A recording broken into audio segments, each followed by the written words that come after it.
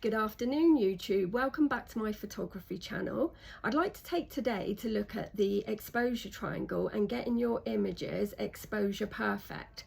To create jaw-dropping images we really need to get out of auto mode on your camera and into manual, which should be on the top of your camera with an M. Auto is great and it will take your standard images, but it may make some decisions in certain circumstances that you have no control over. So it's really good to get out of auto and into manual. And we're going to look at the exposure triangle today to help you with the capturing of those perfect images once you're in manual.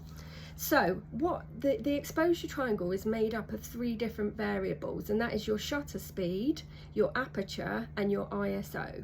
So let's dive in. What is the exposure triangle? So let's look at aperture first.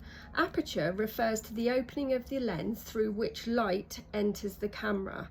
Now if it's outside and it's a bright day, then you're going to have a smaller aperture, a smaller opening in the lens, but that will be a higher aperture number, so like f8, f11.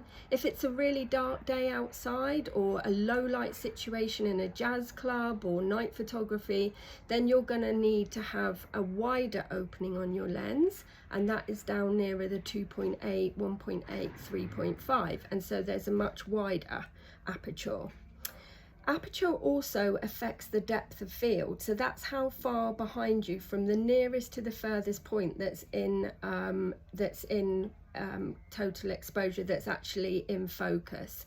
So if you're on a wide aperture, 2.8 for portrait, that's perfect. 3.5, 3, 4, that's perfect, but behind you will be blurred, and that's called bokeh.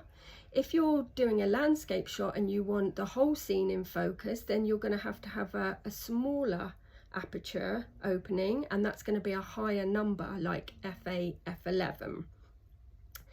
The other thing that is in the exposure triangle is ISO, and that's simply a setting on your camera that makes your camera sensitive to light. So if you're in that really low light situation, then you're going to need a high ISO. If you're in a really bright day outside, you probably don't want any more than ISO 100, ISO 50. Because otherwise your image is going to be overexposed. But do be aware, if you're in that low light situation and you're using ISO to expose your shot, so you're going up to 1000, 1600, you're going to have noise on your image, and noise, think of it as grain, so it's going to be really grainy, and that might be great for a concert and add to the effect, but generally if you want less noise, then you have to lower the ISO and use the other two, the shutter speed and the aperture. So if we look at shutter speed, the shutter speed refers to the length of time that the camera shutter takes to close when you press the button. So with the shutter speed, if you're outside and it's really bright, then it's always measured in like 1, 1000, 1, 800, 1, 160. If you're outside and it's a bright day, you can go 1, 800, 1, 500. If it's a really dark day, then you need to be down with 1, 250 and let more light in.